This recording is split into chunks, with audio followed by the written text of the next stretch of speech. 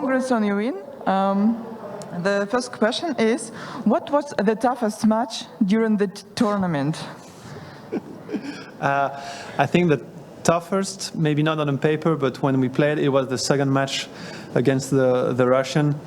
I mean, they played great, and we were a bit tight, and we didn't play our best game, but we managed to win this second match, like I think 10-8 in the super tiebreak, but it was really, really close.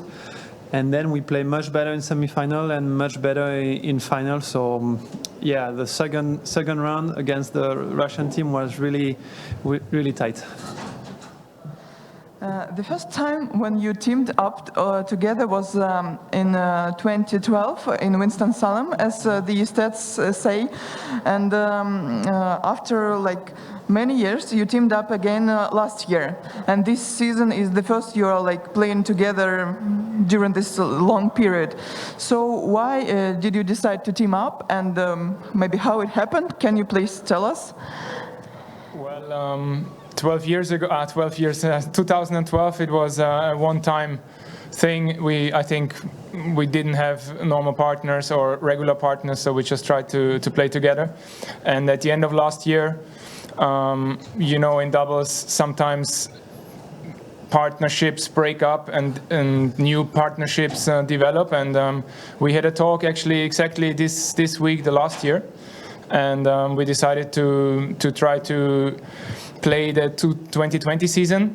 Maybe we thought it's going to be a little bit different, but I'm happy that with 4 tournaments left, that we still have a chance to go to London. And that was our goal when we started the year, and it's still possible, so I'm very happy about that. If I can just sneak in and ask you questions, guys. You mentioned the fact that we're living through different times right now because of this whole coronavirus situation. So how did it feel to be playing here in front of spectators for a change? Because you know that not all the tournaments can afford to fill in the stands at 50% of its capacity. How did it feel, and what about safety measures which were undertaken? Whoever wants to respond. Yeah, I respond. I mean, it's great. It's really great to have people in the stand. We can feel we miss the crowd. We miss the fans. That is for sure. We are of course really happy to play first, and then to have the fan. It's really nice. I mean, we love to have the fans, and I mean the protocol here. It's really good. Unfortunately, we cannot visit the city, but I mean, priority is the safety of the players, and it's really well organized here. So we, for sure, we are really happy. Just to follow up on that, what have you heard about the main sights, the main beauties of the city, and what about the view you are getting from the hotel, the panoramic view? Well, we have a great view. Yeah, we have a very good view in the hotel. Unfortunately, as Edouard said, we cannot go out and visit all those beautiful things. It's a pity.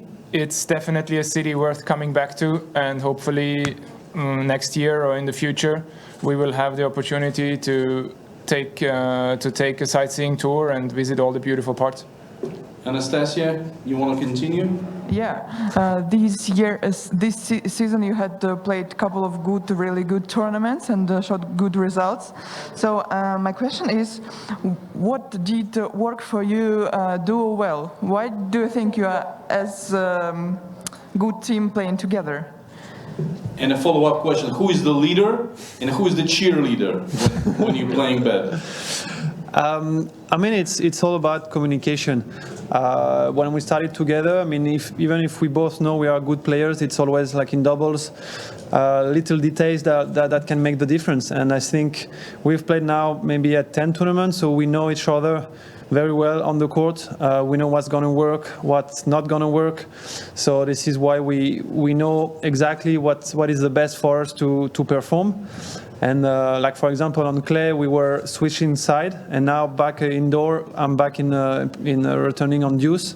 So this is little details that can help us, and of course this week was a great week. Speaking about the good communication. Who's the leader, who's the no, cheerleader? I give him this to answer. I don't think we need a leader. We are both almost.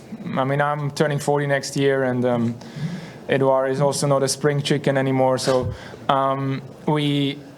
we don't need a real leader. When we play well, both of us, I think we're a very dangerous team because, I mean, we make a lot of returns, are very solid. And the cheerleader, I think I'm a little bit more a cheerleader than Edouard. Would you agree on that? Yeah, I agree. I mean, come on, confess it. It was a bit shaky at 6-5 when you missed those two opportunities to convert the match points, or you still believe in yourself? I was more frustrated or pissed off at myself when we lost serve early in the second set. I missed 2 easy smashes, and that shouldn't happen. At 6-5, actually, 40-30, they played 2 great points. There is nothing you can do. It was great rallies on the first match point and a great return on the second one. But I had the feeling that overall, if we keep our stuff together and if we play well, we were the better team. And that showed also in the end in the tiebreak. Anastasia? Speaking about the communication and a good team, do you have a special name for your team, or maybe a special motto inside your, to cheer up during the match? Special slogan, maybe like a phrase, a catchphrase. No, not really. For me, no. Not really. For me. Speaking of spring chicken, to use your idiom, until what age do you think, Jurgen, it's possible to play successfully in doubles these days? Well, I think in general it depends all on your body. Age, as many have proven in the past. I mean, the Bryans played until almost mid-40s. Yeah. So I think it all depends on your body, and when your body is healthy, you can play, and as long as you're still winning, why not? And I mean, it's a different story in singles when you have to cover the whole court. But covering half of the court, I think it's possible until, I don't know, 42, 43, I don't know. Okay, I have no more questions. Maybe Anastasia will ask you a last one. Yes, please. I have one more for Jurgen, because he was playing several times in the finals and here in St. Petersburg, but before switching the arenas and the organizing teams. So could you please compare your impressions on those days and now? Well, I have always had great memories in St. Peter, as I said, on the court. I won my first tournament here with a fellow Austrian and beating Björkman Mirny in a great finals in doubles. That was 15 years ago. And I liked the tournament back then. I think it's not really comparable, but 15 years later, what we see here, and if you imagine, I haven't played in front of a full stadium here, but I think it's great atmosphere, it's well organized. I mean, the hotel is amazing. So to me, it's one of the best tournaments indoors of the year. And it's, yeah, I think players should be happy to have this. Is it true they're serving caviar at breakfast, I was told?